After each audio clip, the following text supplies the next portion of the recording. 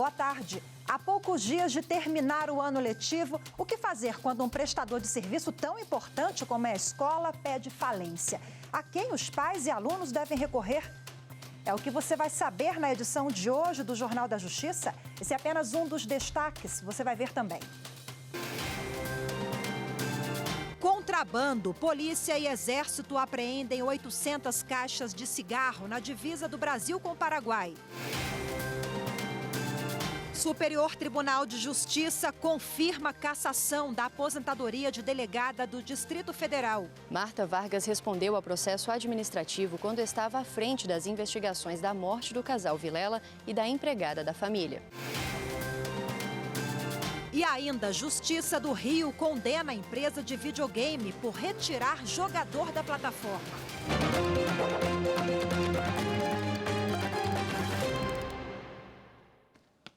O plenário do Supremo Tribunal Federal vai analisar se é possível a prisão imediata do réu nos casos em que há condenação no Tribunal do Júri Popular. Quem tem as informações é a repórter Manuela Borges.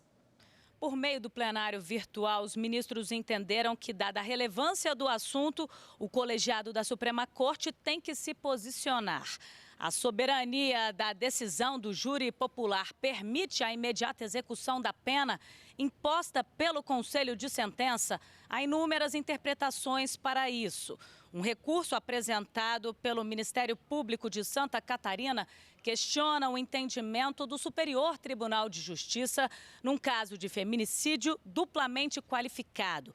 Para o STJ, a prisão após a decisão do júri não deve ser automática, sem que hajam elementos que justifiquem um encarceramento do réu até que todos os recursos sejam julgados. O que está em jogo é a presunção de inocência e a soberania da decisão do júri popular, que não pode ser alterada pelos tribunais conforme prevê a Constituição. O julgamento ainda não tem data marcada e deve pacificar o entendimento sobre esse assunto em todo o país.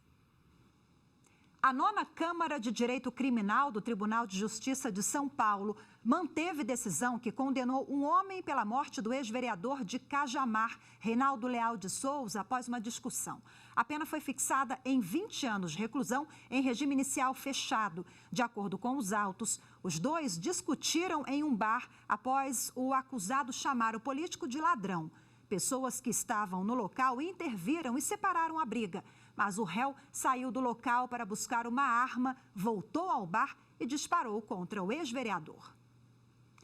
As polícias civil e federal e o Exército apreenderam hoje uma carga de cigarros e veículos no lago de Itaipu, no Paraná. Os policiais estavam fazendo patrulhamento terrestre no lago quando avistaram as embarcações que vinham do Paraguai. Eles encontraram 800 caixas de cigarro e 2 veículos. Com a movimentação das equipes, os contrabandistas fugiram do local.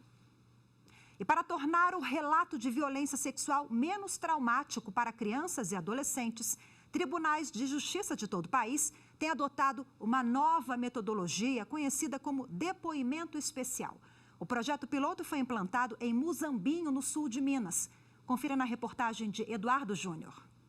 Ao chegar à comarca de Muzambinho, o juiz Flávio Schmidt observou os processos que recebia e fez uma descoberta. Dentro da região aqui do sul de Minas, nós tínhamos um índice muito elevado de abuso sexual. Era preciso fazer algo. Foi um caso envolvendo um abuso cometido por um pai contra 3 crianças que permitiu o início da mudança desse panorama. Nesse dia em especial, eu dei um basta nessa situação pelo fato de que eu não ia ouvir um menino de 4 anos, depois de ter ouvido as 2 irmãs, na sequência desse fato, diante daquela gravidade de uma leitura tão triste da oitiva que aquela criança de 4 anos tinha relatado para o delegado na época deste fato. O magistrado, então, começou a pensar em maneiras de evitar que as crianças revivessem, além do necessário, memórias de sofrimento. A resposta poderia estar em um projeto elaborado na terra natal do juiz. Esse projeto de depoimento, que hoje se chama especial, nasceu lá no Rio Grande do Sul, em 2003. Eu sou gaúcho, sou natural do Rio Grande do Sul, e essa metodologia surgiu através do desembargador da Autué César, que é um colega magistrado, que também, tendo experiências negativas de ouvir crianças vítimas de abuso, deu um basta em 2003, e criou, então, a metodologia que na época nós chamávamos de depoimento sem dano. Quando o projeto começou, o juiz emprestava um gravador e os depoimentos eram colhidos em uma sala que não tinha quase nada. Até que em 2018 o ambiente foi equipado. Ganhou câmera com microfone e também uma sala em anexo com sofá, garantindo maior privacidade para as vítimas. O ambiente ele não pode ter muitos recursos visuais, né? Então, assim, brinquedos para não distrair essa criança na hora do depoimento, né? Mas ao mesmo tempo ele tem que ser acolhedor, né? Então tem que ser bem privativo. A primeiro momento é você criar uma empatia com aquela criança, né? Até para ela se sentir mais solta, perguntar o que ela gosta, né? O que ela fez, fazer os combinados com ela, que é para mostrar para ela, para ela entender que aqui só pode falar a verdade, né? No momento que ela vai só falar o que realmente aconteceu com ela. A denúncia de violência pode ser feita a qualquer pessoa integrante da rede de proteção. Tradicionalmente, são envolvidos na rede professores e funcionários de escolas, conselheiros tutelares, profissionais dos centros de referência especializados em assistência social e policiais. A Lei 13.431 de 2017, que instituiu o depoimento especial, determina que a criança seja ouvida uma única vez. Na realização do depoimento especial, os envolvidos no caso, como a autoridade policial e o promotor de justiça, acompanham a conversa pelo vídeo. Eles ficam em uma sala vizinha e podem sugerir perguntas, que serão feitas de maneira mais adequada pela assistente social. Mas aí a criança já fica mais à vontade para contar as coisas, né? É diferente ela estar numa sala de audiência com juiz, promotor, todo mundo vestido de preto, advogado, um monte de gente. Aí a vítima, qual que é a tendência da vítima? Não contar nada, se recolher, ficar com medo, envergonhada, constrangida e não falar nada. Daí por importância dessa lei. Porque o objetivo é não vitimizar com perguntas quem chegou ali com marcas pesadas demais para tão pouca idade. O juiz Josué Vilela Pimentel, da 8ª Vara da Fazenda Pública de São Paulo, julgou improcedente pedido de nulidade dos reajustes das tarifas de transporte público em São Paulo. A decisão extingue a ação popular. Os metroviários argumentaram que o aumento das tarifas de ônibus, do metrô e do trem em janeiro de 2019 causou prejuízo ao erário. Para o juiz, ficou comprovada a necessidade do aumento. Superior Tribunal de Justiça estabelece que é possível penhorar bem de família para pagar dívida de construção parcial de imóvel. O recurso foi apresentado ao STJ pelos donos da casa, contra a acórdão do Tribunal de Justiça do Rio Grande do Sul. O TJ estadual permitiu a penhora do terreno com obra de alvenaria inacabada para o pagamento de R$ 10.700 à empresa de pequeno porte responsável pela construção. Os proprietários alegaram que a casa, embora parcialmente construída, já servia como residência e, por isso, o terreno não poderia ser penhorado. Mas o relator no STJ, ministro Marco Buzzi, explicou que uma lei de 1990 prevê exceções a essa regra de impenhorabilidade. Parcelar o pagamento da obra é uma delas. Para o ministro Marco Buzzi, impedir a penhora resultaria em enriquecimento indevido, com prejuízo insuperável ao prestador de serviço.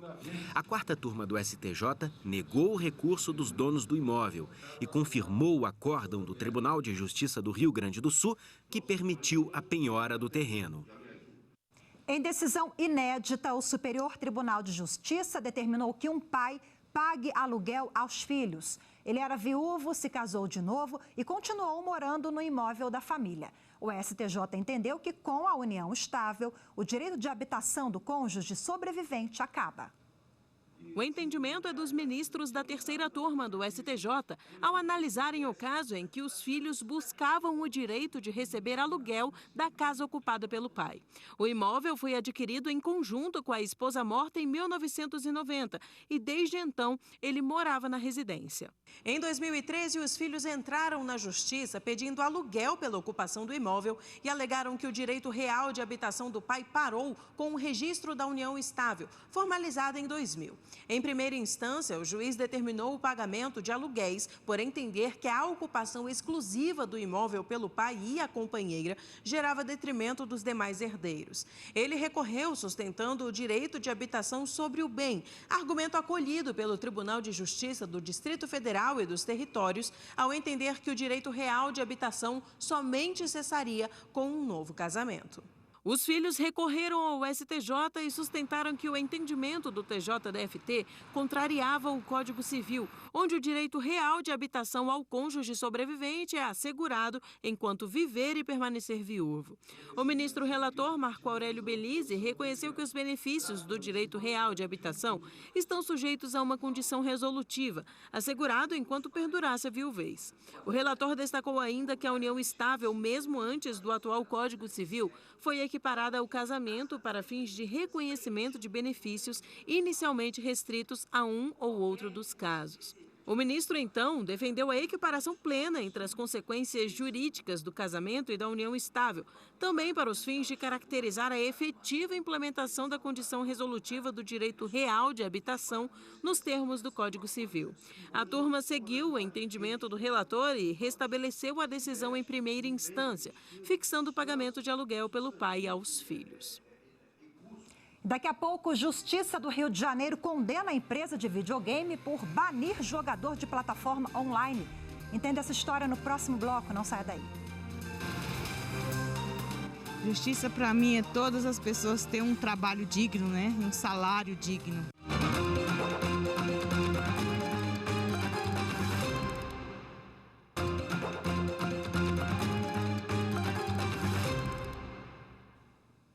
Você já ouviu falar em imagem virtual? Pois é, a Justiça do Rio de Janeiro condenou uma empresa de videogame por dano moral a um usuário que foi banido de um jogo. Entenda essa história na reportagem de Evne Araújo. A decisão é inédita no judiciário brasileiro. O caso foi parar no Tribunal de Justiça do Rio de Janeiro porque um jogador se sentiu lesado pela administradora do game. Ele foi banido sob a alegação de que teria passado mais tempo online do que é permitido pelas regras do jogo. O magistrado que analisou o caso entendeu que a empresa não conseguiu provar a ilegalidade e o banimento causou prejuízos à imagem virtual do rapaz diante dos outros competidores. Agora, a administradora vai ter que aceitar o jogador de volta com toda a pontuação que ele já havia obtido, além de pagar indenização de R$5.000 por danos morais. Por motivos financeiros, uma rede de ensino fechou as portas no Distrito Federal, prejudicando 3.000 estudantes. Os pais buscaram o Ministério Público. Desde o início do mês, os portões das escolas da rede de ensino Alub estão fechados. As aulas foram suspensas. 3.000 alunos de 6 unidades foram prejudicados com o fechamento das escolas. Preocupados, representantes dos pais foram até o Ministério Público. Eles cobram providências da rede de ensino e querem o documento exigido para fazer a transferência dos filhos para outras escolas. Sem receber, os professores iniciaram uma greve. Na última sexta-feira, a instituição se comprometeu a adotar medidas que diminuam os prejuízos causados aos estudantes. Ficou acertado que a entrega das declarações para transferências será feita de forma imediata. Não serão cobradas multas pela rescisão de contratos junto ao Alub. Os pais dos alunos também não vão ter que pagar as mensalidades de outubro, novembro e dezembro. O MP deu um prazo de 45 dias, conforme estabelece a legislação, para que todos recebam o histórico escolar. A nossa preocupação primária era que os alunos voltassem à escola, porque para que eles possam encerrar o ano letivo, eles precisam ser matriculados em alguma unidade escolar. Sem isso, eles não terminam o ano e eles perdem o ano letivo. O advogado da rede de ensino explica que a escola foi fechada após o bloqueio de contas, depois que o dono da instituição passou a ser investigado na Operação Lava Jato, por supostas fraudes em fundos de pensão. O advogado afirma ainda que 70% dos estudantes já estão matriculados em outras escolas. Estamos tendo a ajuda não só de outras instituições privadas, mas também agora um braço da rede pública, que se comprometeu a realocar todos os alunos que não conseguissem na rede pública.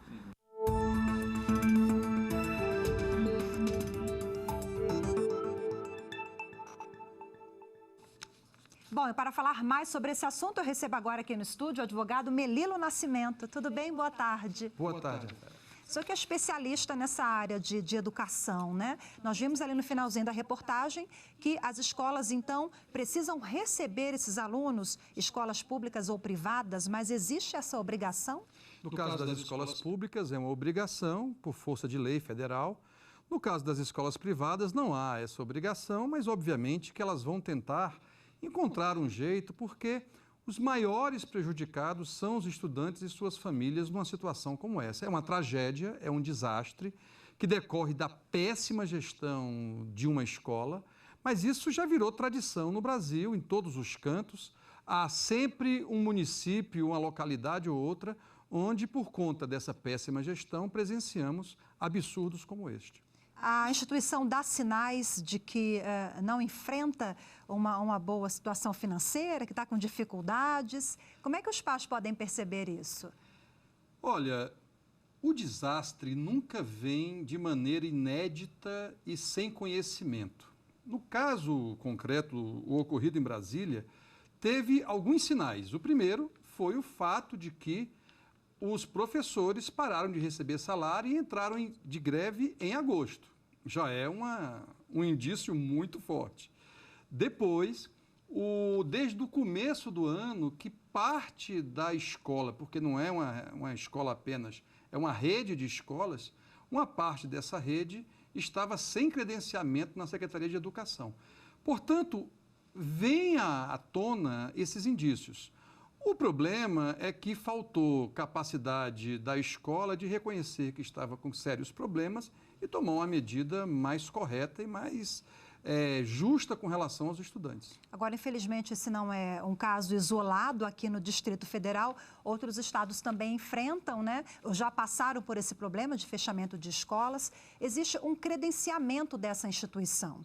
Então, se a escola não está credenciada, também é um elemento que deve ser avaliado pelos pais, né? Quem que faz esse cadastramento? Olha, o credenciamento é feito nas secretarias de educação dos municípios, no caso de escolas estaduais, da Secretaria Estadual e, no caso do DF, na Secretaria de Educação da cidade, do Distrito Federal.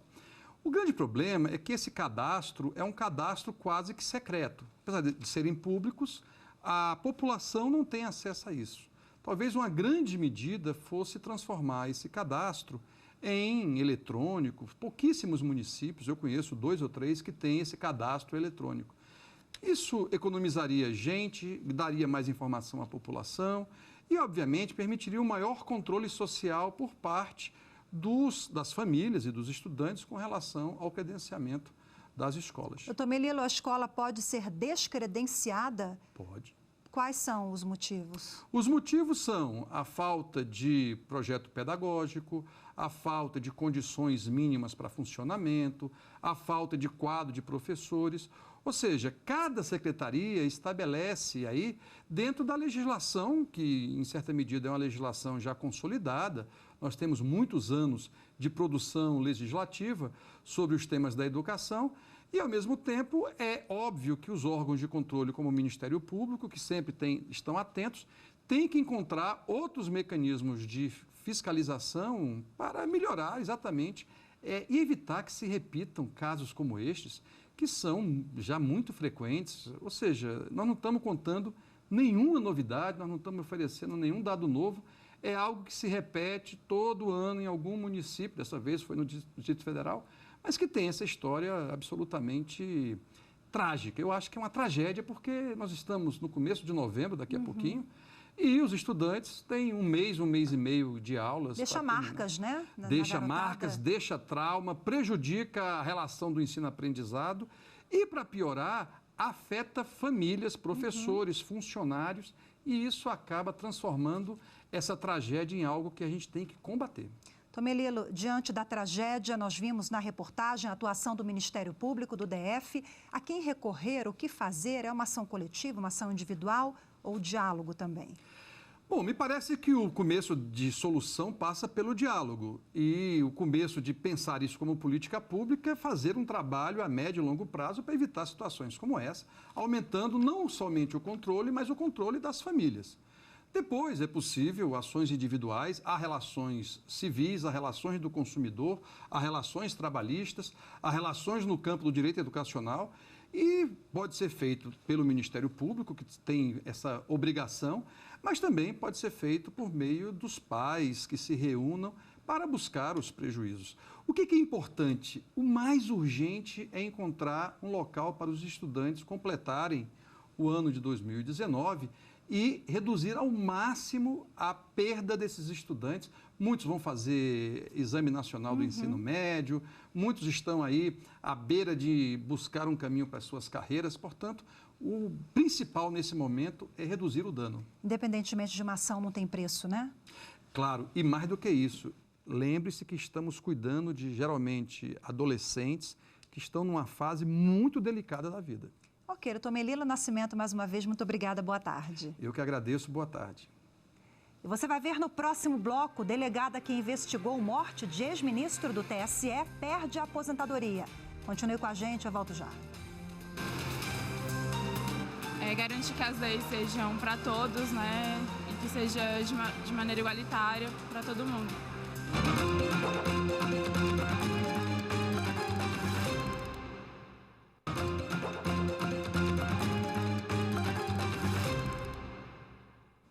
Superior Tribunal de Justiça confirma cassação de aposentadoria da ex-delegada da Polícia Civil do Distrito Federal, Marta Vargas. E é para lá que vamos agora, direto ao STJ, falar sobre esse caso com a repórter Jéssica Castro.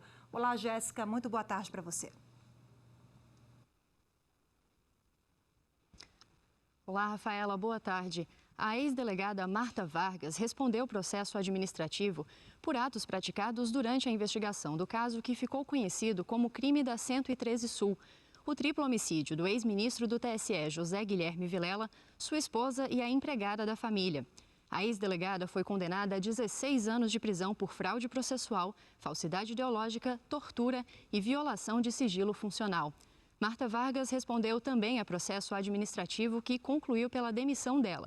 E por isso, apesar do caráter contributivo do benefício previdenciário, ela teve a aposentadoria cassada pelo governo do Distrito Federal.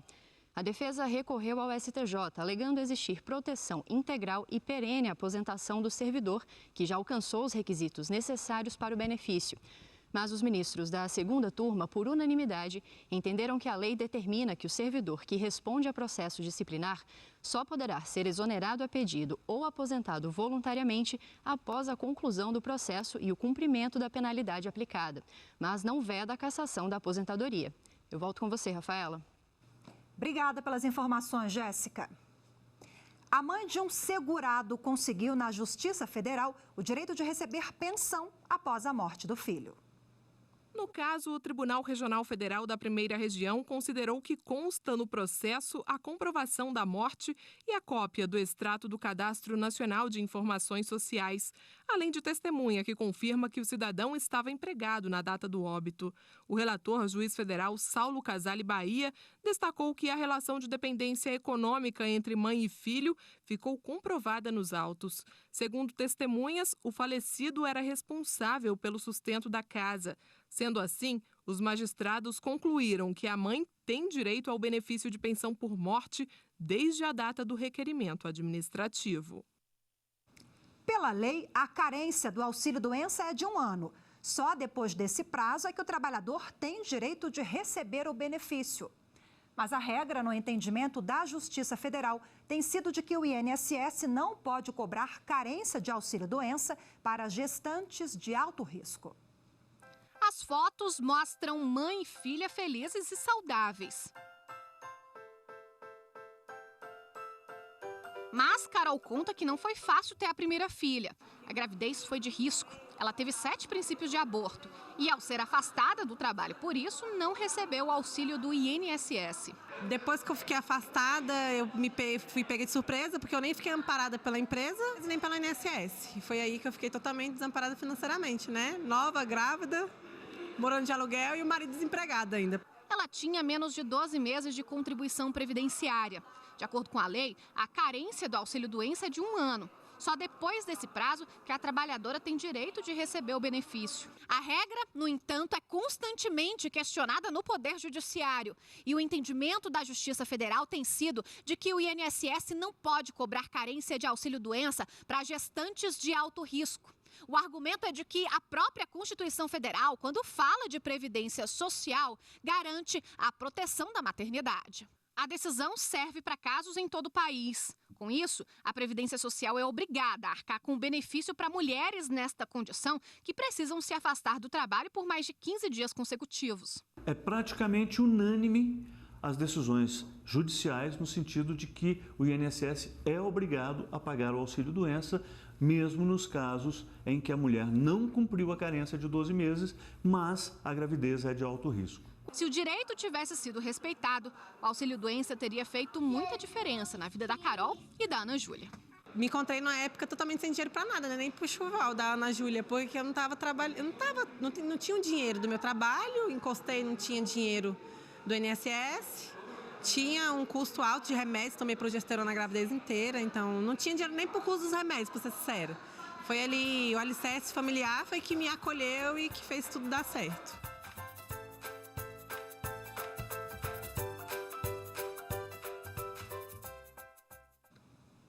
E a gente fica por aqui. Você acompanha agora o programa Fórum. Muito obrigada pela sua companhia, uma boa tarde para você. Até amanhã.